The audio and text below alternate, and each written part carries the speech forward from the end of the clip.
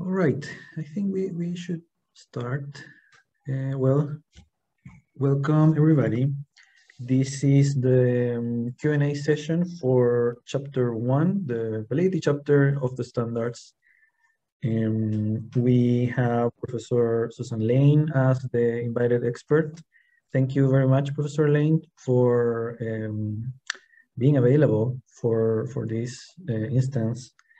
I would like to introduce Professor Lane a little bit. Professor Lane is a professor in the University of Pittsburgh.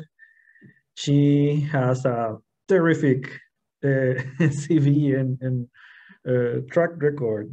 She was ex-president of NCME. She was vice president of Division D at ARA.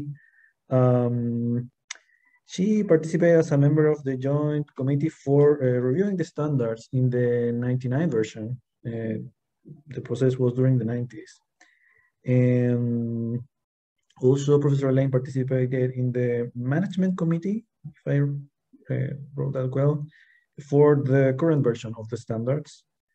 Professor Lane has participated in many editorial boards of journals, very prestigious journals like JEM, Applied Measurement in Education, Educational Assessment, Educational Measurement Issues and Practice, among others. She has participated in the technical advisory of many companies and states too. Professor Lane, she is currently working in the Validity chapter for the new version of the book Educational Measurement, which is like, that's big. I mean, and she's also writing a chapter in the encyclopedia. I can remember now yeah, anyway. And I like this paper a lot from Professor Lane, Validity Evidence Based on Testing Consequences. That's one of many other super interesting papers that Professor Lane had written. So, I mean, Professor Lane, this is so good that we can have you here and that you are available for respond the question that we had during our discussion session about the validity chapter. So thank you very much. Thank you, Sergio, for inviting me, and I look forward to interacting with all of you in this session. Thank you so much. All right, so let's start. I share with Professor Lane a list of questions, the question that we put in the InVision board. We agreed at the beginning of this activity, we did a voting, and we decided that the logic for to decide on the question was to put likes on the questions and share the questions. What I did at the end was to share the questions in order with the number of likes that the question received. And I put the link, I will put that link again for people that just arrived, of the list of questions that I shared with Professor Lane. So in terms of outline for this session today, I was thinking to spend maximum 30 minutes responding those questions, and then having 25 minutes for interactions, follow-ups, and new questions that can arise from the initial part. So Professor Lane, I'm not sure if you have any preference to start responding to those questions. Eventually I can share in the screen the list of questions. I don't know. Sure, it's fine if we start from the beginning and go down, or if there's preferences that individuals would like me to address, I'll try to do so. Okay. And do you feel okay if you receive any short follow-up right now, or do you want to wait until the end? No, the more interactive, I think, the better it is. So whenever you want to interrupt me, you can and ask questions. If something comes up, I'd be more than happy to make this as interactive as possible. Okay, good. So in that case, for people that want to follow up, just jump in, and maximum 1 minute for each follow-up, please. So I will share my screen then, and share the list of questions. All right, so these are the first 3 questions that received more likes. Maybe we can start with this one. So does validity need to be reestablished over time? Assessment publishers provide evidence for validity at the launch of their assessment, but is more validity evidence required throughout the life of the assessment? Okay, it's a great question because sometimes individuals feel like once they've done the initial evidence, then it's completed. But I think what more test publishers and state assessments are doing are really providing a validity and hopefully a fairness argument that specifies the claims in terms of the score interpretations and uses, and then any assumptions underlying those claims. And then that provides a framework for thinking about the evidence that needs to be collected to support the claims for interpretations as well as uses, and then to support the claims with regard to any assumptions underlying them. So when you think of the multiple, like if you take a state assessment program, there's multiple claims for score interpretation and uses. Score interpretation, it might be reliable scores and valid score inferences regarding student achievement relative to the content standards. And this is for all students as well as subgroups of students. So you have to break that claim out, any assumptions underlying it, and then provide evidence for it. So another example for claims for uses, it might be teachers use information to support curricular and instructional planning at the individual level and at the classroom level. So clearly for this use claim, evidence is not going to be collected ahead of time. It's going to be, the individuals will need to collect it afterwards. And usually the use claims in educational testing are the claims that are least supported. So it's not only the test developer that needs to collect evidence to support validity, but also those who mandate tests. So if a state mandates a test, then evidence should be collected for not only interpretation claims, but use claims as well. So it's an ongoing process. And if you really think about a validity arguments, the claims, assumptions, and then evidence to support them, you're not going to, in most cases, be able to initially obtain all of the evidence. That you're going to have to wait and obtain evidence for the uses, as well as things like if a assessment program decides to start using new types of items, perhaps more constructed or technology enhanced items, and to slowly put that onto the existing test, then evidence is going to be needed to support the use of those types of items, especially if they're supposed to be assessing higher level thinking skills, then response process evidence will be needed. So it's not a never ending process, but it is an ongoing process. Thank you very much. Anybody wants to follow up or comment something?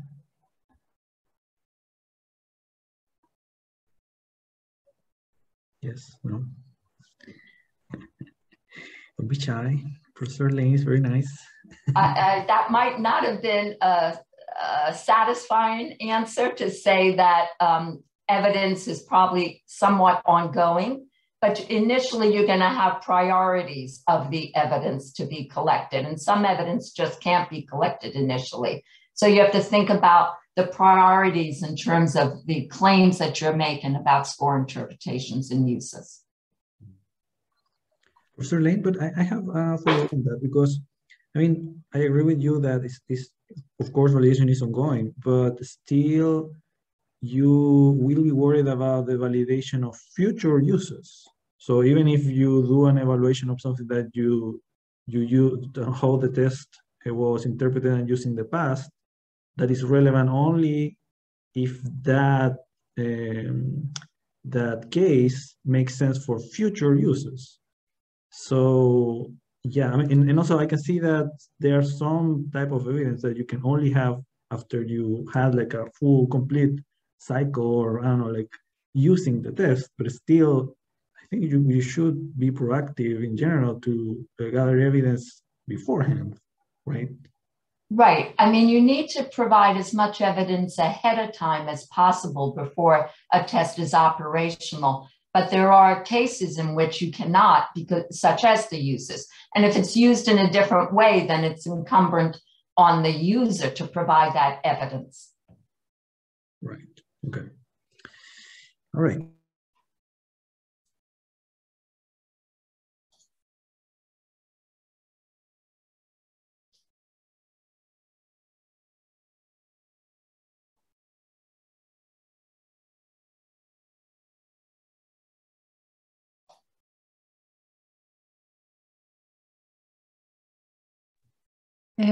Sorry, Sergio, you are muted.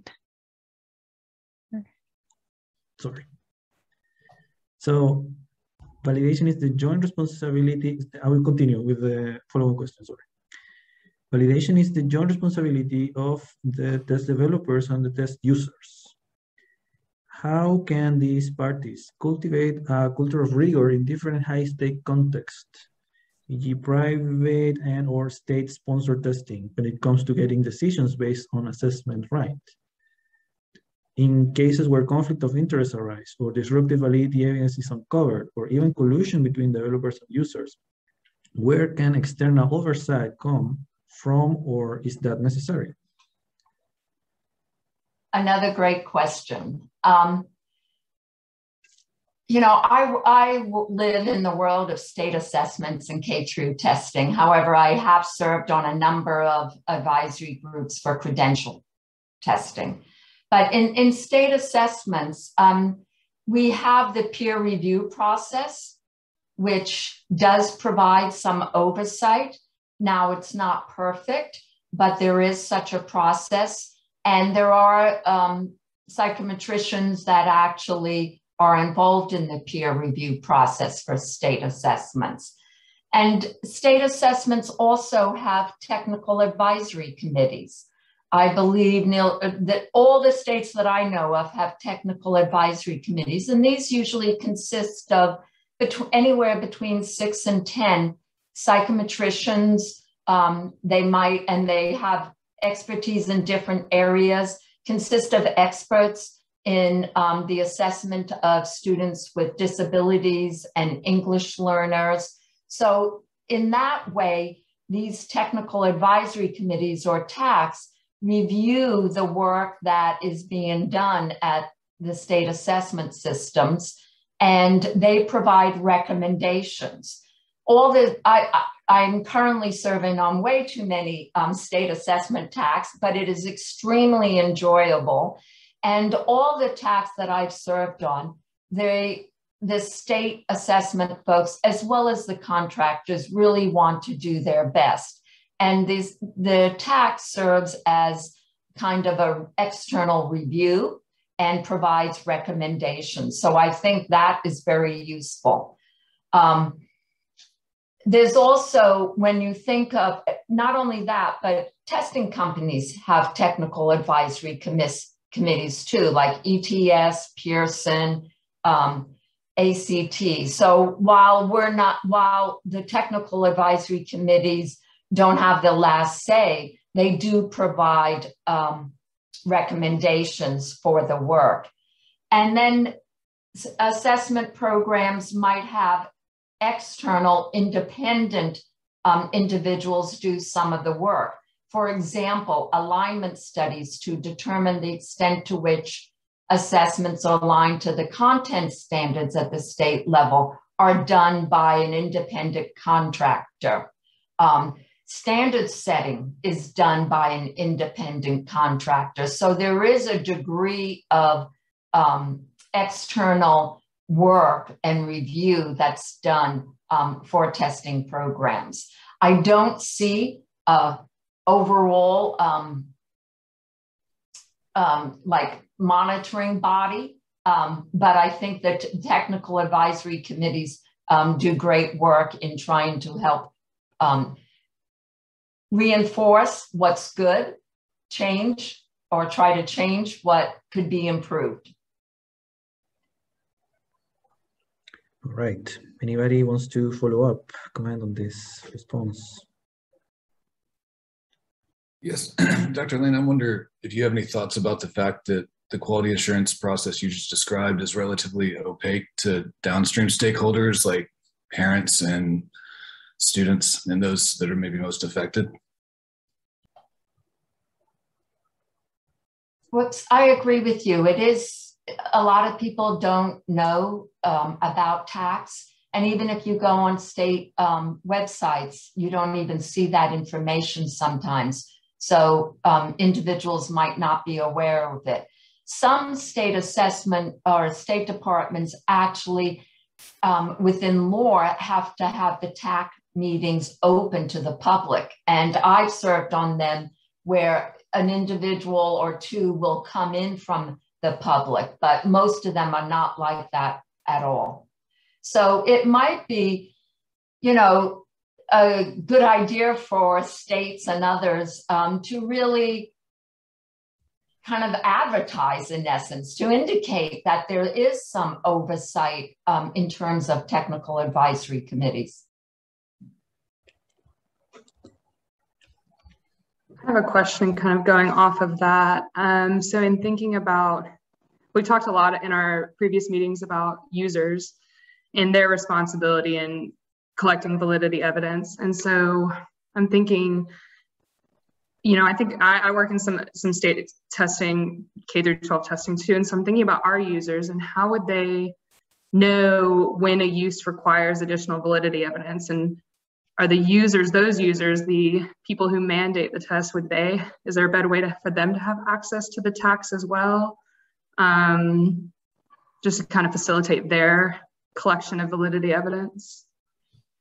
Yeah, I mean, it might, when I think of who mandates the test, it's typically for a state test, it's the State Department. Well, it comes down from federal mandates, but it's the State Department. So the State Department does have tax.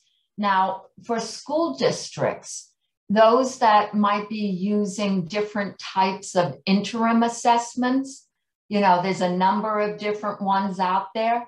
The ones that I am aware of also have technical advisory committees. Though there has been conversation that there is lack of transparency and validity evidence for these interim assessments, and teachers and schools use them as if there is evidence to support their use because they're not aware of it. So I think we as measurement specialists need to have stronger voices in trying to help ensure that there is such evidence to support their use. Because like you said, a school district that adopts something, they probably are not aware that they need to look at the technical manual to see if there's any evidence for how they're going to use it. Yeah. And probably larger school districts are at an advantage because they might have someone who knows something about assessment, but the rest of them probably don't.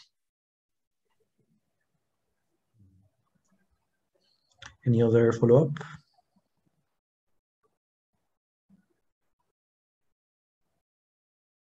I have one follow-up. So, okay, so technical advisory committees are there, but I'm not sure, I don't think the standard have any recommendation in that regard. I think those committees happen, but it's not that the standard are suggesting or encouraging that. I don't think the standards do. They encourage expert review for to provide content evidence and so forth. But I don't believe the standards provide any guidance with a technical advisory committee. And is the standard the right place to put such a recommendation? It could be. there could be, they could address that to some extent, to have some kind of oversight for different testing companies. But I have to admit, the testing companies that I've worked with really are strong, and there are issues sometimes, but they do have the kids, the mind, they are strong, they're diligent, they're responsible, and they want to do what's best. Right. Yeah. But still, the standards are more directed for the ones that are not doing that well. I mean, that's right. Yeah. But we do have to remind, certain assessment programs to do certain things that are within the standards. Right. Like one of the things is response process evidence. That is a more difficult thing to do with focus groups, to find out if the tasks actually evoke the knowledge and skills that they're intended to do.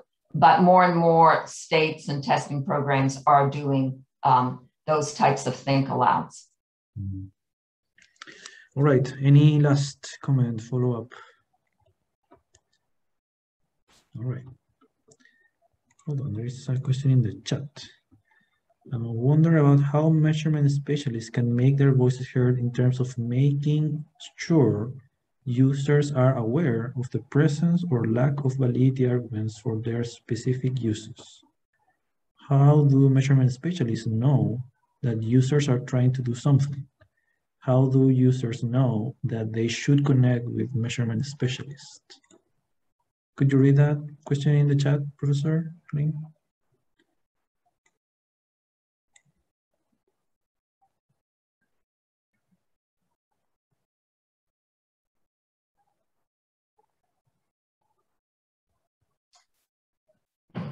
You're right. Sometimes measurement specialists don't know, and it depends on the nature of the assessment. So for interim assessments, a lot of times we don't know how the users are using it and if they're using it appropriately. A lot of times there is lack of evidence for their use. So I think it's, if it is a state assessment system, or if it's within a state, there are some things that the state can do to try to ensure that there's proper usage. They can perhaps provide guidance on which interim assessments, for example, do provide validity evidence. They can provide guidance in terms of which ones perhaps are more aligned to their content standards. But it's difficult because there's so few measurement specialists and many more users of tests for measurement specialists to be able to reach all of the users. But there are different types. I know one school district in the South actually has a technical advisory committee, a large school district. That is very unusual. And there's a few individuals that serve on it that provide great guidance to that district. But somehow or other, we need to reach more districts than one. Challenge. All right, let's move to the following questions. So, the following question: how can concerns around validity due to accountability requirements in public education be handled by the standards? i.e. if certain measures are reported because it is a hoop for a state's district to jump through to get federal funding, how can test developers run interference in this space? Yeah, the standards do approach accountability in terms of thinking about that there's accountability at different levels, at the student, the teacher, the district, the school, the state level. And then also it does mention about there's different stakes associated with different accountability measures. In the past, there was a lot of high school graduation exit exams where students had to exit, and that's a high stakes accountability purpose of a test for individual students. So the standards, to me, they can't be prescriptive. They are just standards. And so I think they do highlight the important issues with accountability.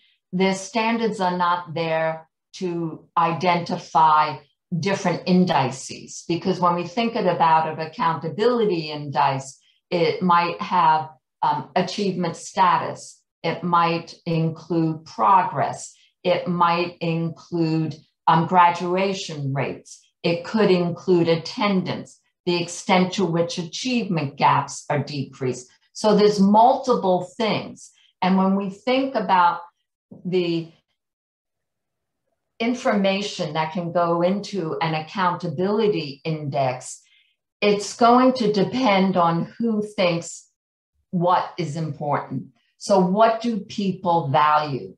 There's different stakeholders that might value one thing over another. The emphasis, the extent to which the different pieces of information are weighed is value laden as well. Do we weigh achievement status versus progress more or less? So these decisions have to be made. And many, many states bring these accountability measures when they're beginning to define what an index is, what information goes into it, how are they going to weigh it, how are they going to actually have a statistical technique to measure it. So those sort of things are brought to tax. Some states have their own technical advisory committee for accountability. And states are pretty diligent in thinking about their accountability measures and what information goes into them. The CCSSO also is a great organization for states in many things, especially in accountability. The Center for Assessment that Rich Hill began, and Brian Gong was the director, now Scott Marion is the director, also works with states to try to implement them. So while the standards could probably have additional information on accountability, in general, I think they highlight the important aspects of accountability and different measures for it and what to think about. What are the important things to think about when designing accountability systems?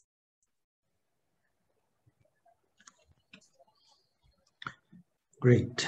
Any follow-up comment?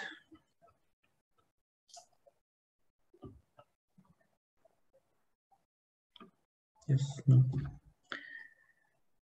All right. We'll move then to the next question. Okay, so this is a following question. What is your opinion about the recurrent expression in the chapter of interpretation for a specified use? That's an expression used. I have a very strong opinion on this one. I think the standards offered a narrow view of validity, indicating that validity refers to score interpretations for proposed uses instead of validity referring to score interpretations for proposed uses as well as those uses. So I think the way in which they've interpreted validity and what validity refers to is rather narrow, because it does not really identify uses as part of the validity argument. And when I think of uses, and Sergio, you mentioned a paper I wrote on consequences. I did many studies a number of years ago looking at consequential evidence for the Maryland School Performance Assessment Program when it was before No Child Left Behind. And so when the standards disregard uses. In essence, they're not including consequences as part of the validity argument. And many like Cronbach, Messick, and Kane identify the importance of consequences in the validity argument. They do so in different ways and to different extent, but all three of those validity theorists thought consequences was part of the validity argument. And the standards fall short in saying that uses and consequences are part. Now, I do, because I served on the Joint Committee for the 1999 standards. The standards are not just made up, or the Joint Committee is not just made up of those individuals in educational testing. There's individuals in clinical testing, in psychological testing, in IO testing. So the committee is quite diverse, and sometimes diverse in their thinking and the values that they hold. So sometimes consensus might be challenging to achieve. So some things are not perhaps put in the standards that individuals might want, because it's a consensus document based on the Joint Committee. Any follow-up on this question?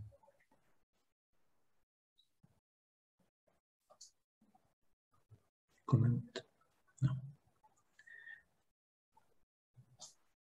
What are your opinions on how that is identified as validity for proposed test uses?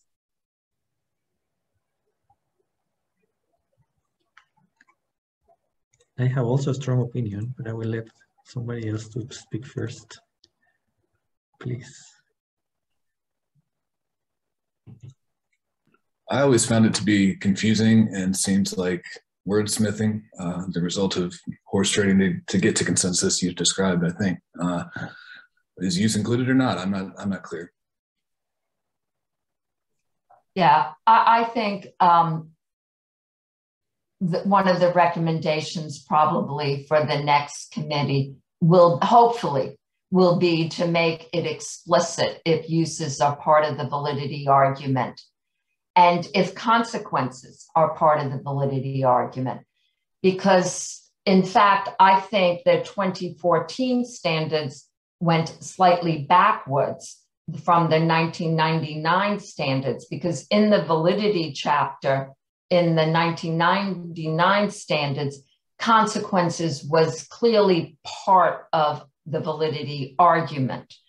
When consequences is brought up in the validity chapter in the 2014 version, consequences are part of an argument, but validity was dropped from that discussion. So I've done a careful review, and a student and I actually had a presentation at NCME to discuss what happened to uses and consequences from 1999 to the 2014 version. And I think there's a step backwards in the 2014 version. And I've got part of this in the validity chapter. And I should say the validity chapter for Ed Measurement, Scott Marion is my co-author on it.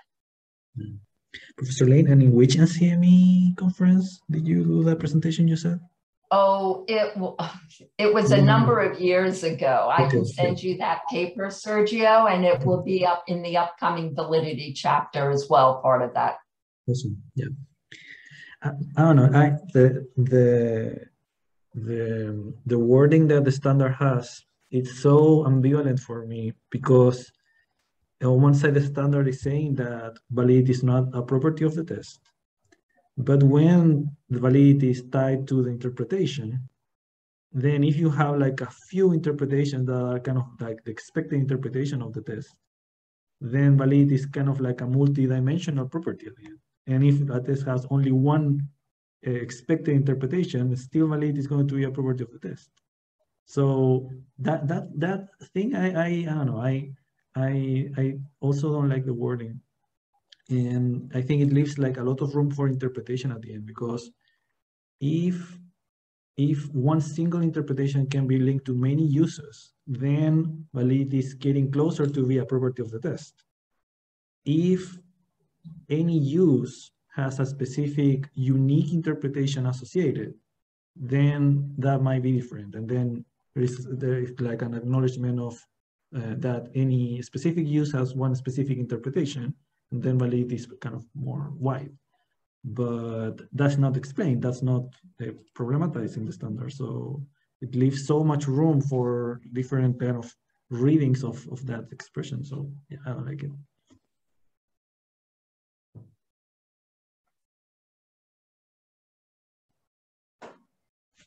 And I think in most testing situations, there can be multiple interpretations and multiple uses. So it's just so imperative that one develops a validity argument and identifies what are the intended claims, interpretation in terms of interpretations and uses. And that really does provide a framework for identifying what evidence needs to be collected and the priority of evidence as well. And I should say, again, we're talking about validity, but in the chapter, we argue that when you think of validity, we're also thinking of fairness, and fairness should be part of the validity argument if you're not going to have a separate fairness argument.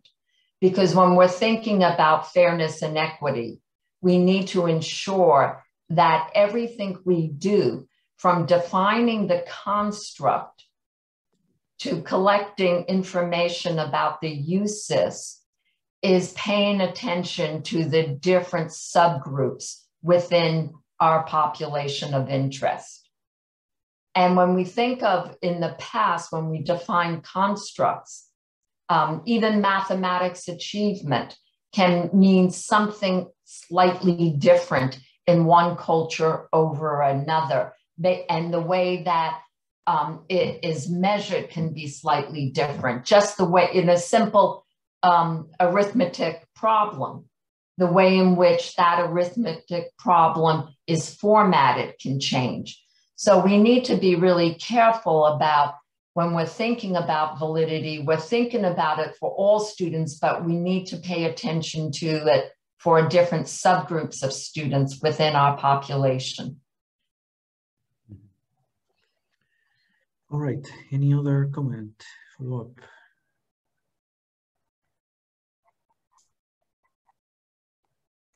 All right, let's move to the next question then. What were some past points of debate, if any, on how to incorporate ethics into issues of validity? I don't know how many of you have read Messick's chapter on validity in the Ed Measurement or any of his papers, but Messick really brought ethics into play. He was basically talking about that when a test is used for a particular purpose, it raises the value in measurement. So it raises the issues of values in measurement, with test use being an ethical issue. So when we think of ethical issues, we think about like the moral principles that we bring to bear on our actions. So Messick really was a champion. Cronbach, I should say, also discussed ethics, and Kane discussed ethics, but Messick's chapter really highlights it. And it goes back to some writings that he did in the 1960s when he talks about that whether to use a test for a particular purpose raises ethical issues. So whether to use a test for, let's say, for employment, or whether to use a test to help make decisions about selecting individuals into graduate school raises ethical issues. And it really, one needs to think about different stakeholders and their values and how their values are going to change, are going to be different. And one needs to consider the different stakeholders. And stakeholders, I also mean different cultural groups who are part of the testing environment.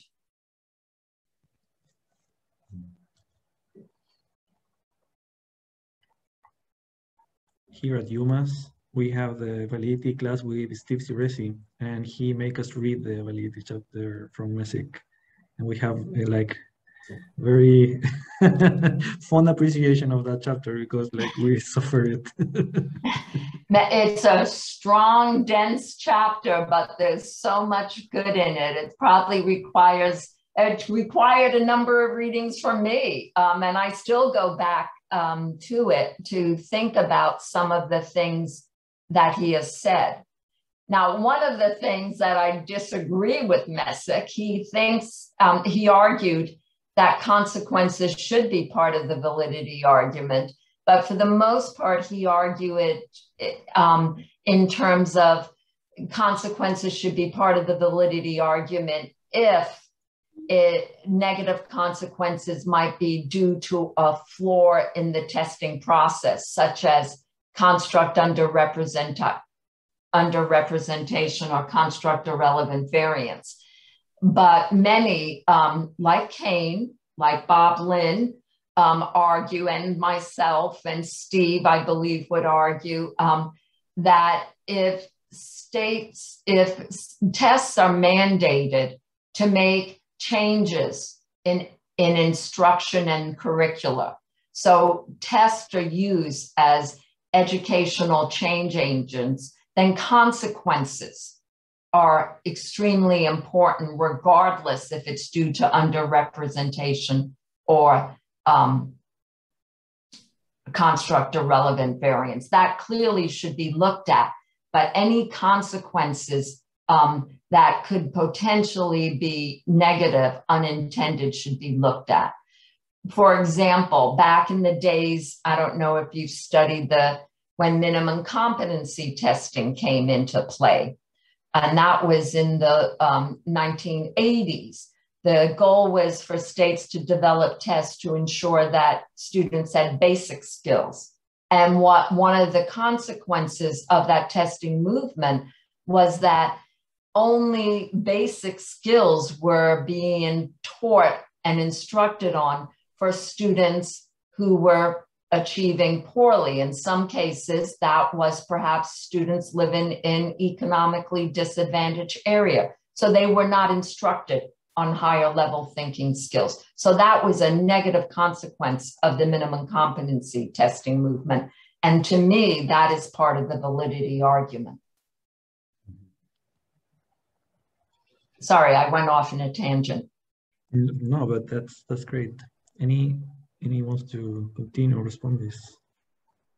Yeah, Dr. Lane, do you think that the standards kind of, as they're currently written, adopt Messick's view that consequences should only be considered if they can be traced to a flaw in the test?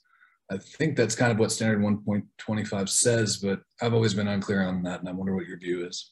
No, I believe that is the case. It's in the validity chapter. And they say that consequences is only important if it's due to construct irrelevant variance or construct underrepresentation. But again, they don't consider consequences as part of the validity argument.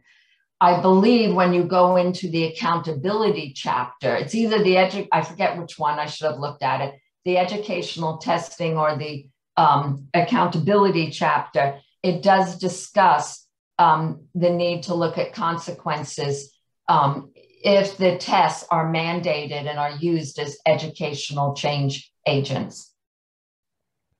So, but it's not in the validity chapter. Thank you. All right, let's move to the next question.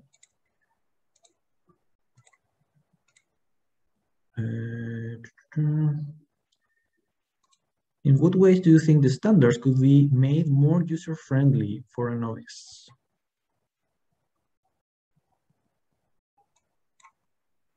Oh boy, did we sit around when we were revising the 1999 standards and discussion. And I think both the 1999 and the 2014 joint committees thought about this, and ideas came up about, and I think both committees thought about having some case uses. So to have a separate document so that you would have some cases, and then you could show how the standards could be applied to those cases.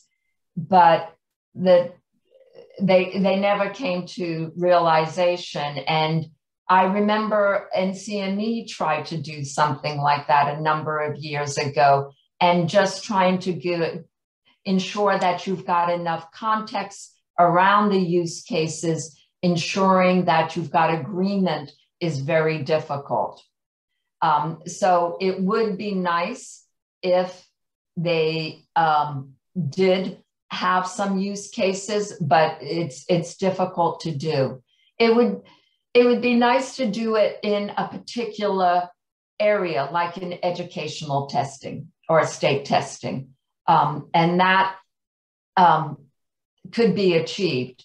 Now, some of the states, though, are developing technical reports that really are excellent. They've come such a long way where they're laying out validity arguments and the claims and the assumptions and the evidence that needs to support it, and identifying when they have sufficient evidence and when they don't have sufficient evidence. So some of the state technical reports are excellent in doing that.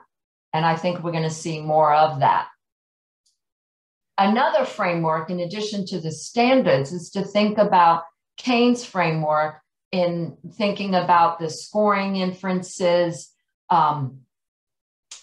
the generalization inference, the extrapolation inference, and the decision use inference, and laying those out as well. To think about what evidence needs to be collected and to provide a more concrete example.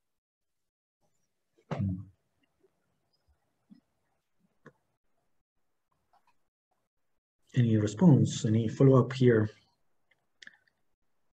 Remembering so, sorry.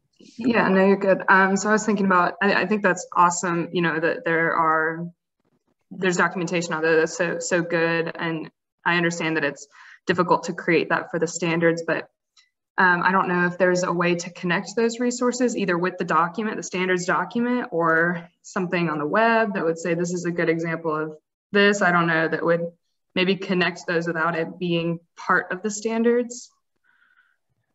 Yeah, and because a lot of, like, I'm thinking of a couple of the technical reports I've seen recently that really for states that really lay out the validity argument. And they do actually cite the standards. And most technical reports, you know, some of them do a great job and some of them do not as good of a job in terms of laying out a validity argument. But typically they do identify the standards, or at least the type of evidence that's being collected, whether it be response process evidence or content evidence, and go into great detail what type within that particular category the evidence to be collected.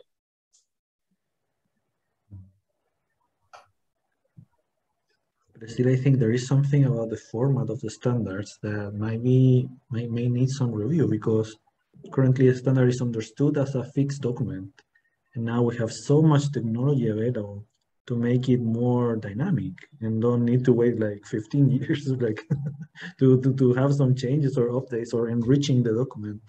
Right. And when you think of it, you know, the standards provide these 5 areas of evidence, that there's other types of evidence as well. There's like evidence related to test administration, right?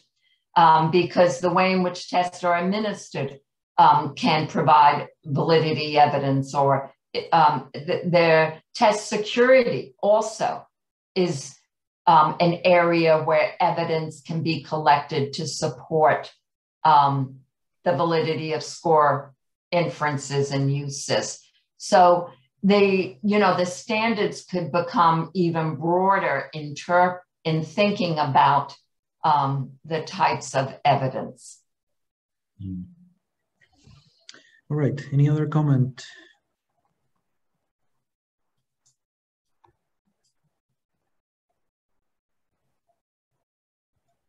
All right, so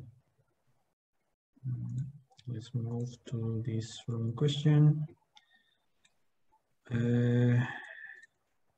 From this chapter, propositions play a dominant role in the process to support the proposed interpretation. How can we make sets of reasonable and persuasive propositions to prove a test is validated or not? Is it possible for us to see a real example? Yeah, when I think of propositions, I guess I don't use that terminology. I like to think about it in terms of the validity argument, claims, and assumptions. If you, I can show you part of a table that we have in our new validity chapter where we've laid out a general IUA and validity argument for culturally responsive assessments. If you can share your screen. Yeah, let me give you the powers to do that. I don't know if you wanted me to literally show you something now, but I can just put it up. I mean, that would be great. Yeah.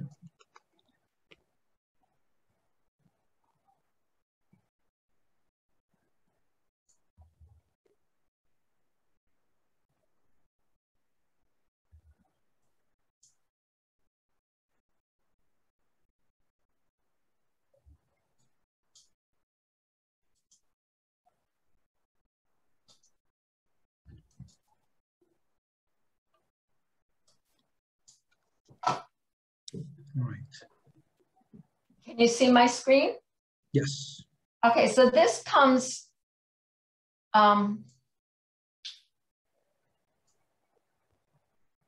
hope this is addressing what you're said. Scott and I have a section on assessments that are more culturally responsive and sustainable. And so we were thinking about what type of inferences are important. And we borrowed Kane's framework, but I've developed this performance inference where we think about inferring from the task to the performance. So like what is going on between the task and how the student is performing. And then one of the warrants is the task elicits intended knowledge and skills for all examinees. And then these are some of the assumptions based on that warrant. The defined construct is relevant for different cultural groups. The knowledge, skills, and abilities selected to be assessed are culturally relevant, and so on. And then you can see in this column is the backing or the evidence to support this particular inference. So this gives you an idea of perhaps being more concrete in thinking about the different types of inferences we want to make, and then the evidence to support it. And so as you can see, some of this evidence is reflecting the different types of evidence proposed by the standards. Now, we could get more explicit in identifying, where is the response process evidence, where is the content evidence, etc. A lot of this has to do with response process evidence because we're making an inference from the task to the performance.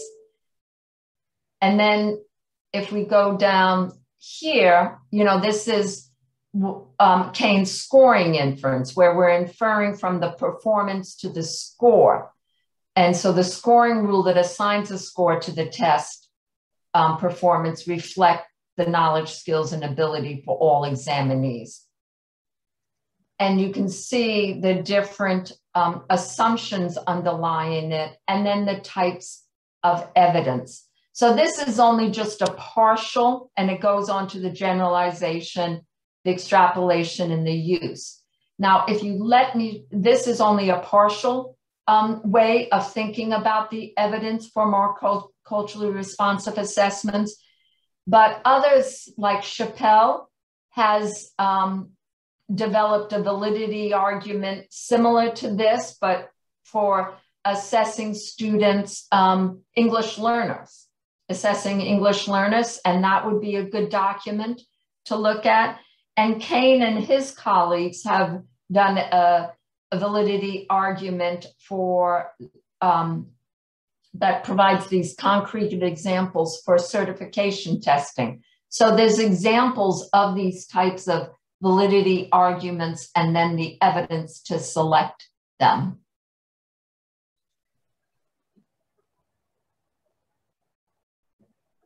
This is awesome. Thank you very much, Professor Lane, for... I'll stop sharing. That was great. Any follow-up on this? So on that, it's a little off topic, but on that chart, there was rubrics and scoring reflecting different ways of knowing and different ways of demonstrating knowledge. But you don't typically see, I've done a lot of work with state tests as well, and you don't typically see a lot of that. It's usually just kind of a 1 point for this algorithm or this procedure, and then that's the whole rubric for scoring the open-ended responses. So how do we do more to actually make it so it is more equitable and more open like that? Yeah, I think we need to include people from different groups in our assessment process. I mean, test developers do have, sensitivity training and bias training for item development, as well as a review afterwards. But I think we need to provide examples too when we think about scoring rubrics to make sure the criteria is allowing for different ways of knowing and representing the knowledge, if possible, if it doesn't go against the standard. And then to have examples of student responses that show this. Now, in formative assessment, it's much more easier to do that because you can be much more on the fly on essence with formative assessments. And there is work being done in that area. I know that Jennifer Randall from the University of Massachusetts is working in that area, and she has thinking about instruction as well as assessment. So it's easier to do with formative assessments than a standardized assessments, but I think we can be better at it to ensure that we're attending to different cultures. All right, we are on time now. So thank you very much, Professor Lane, for all your responses. This was super insightful and great. So thank you very much. Well, thank you. And I appreciate all your questions and comments, and feel free to follow up with me. My email is sl@pitt.edu. Very easy. My initials @pitt.edu. And thank you. And Sergio, wonderful sessions. I wish you the best. I know that you have excellent people coming up. So good luck with it and enjoy. Thank you very much. Well, so I will stop the recording now, and yeah, we can continue.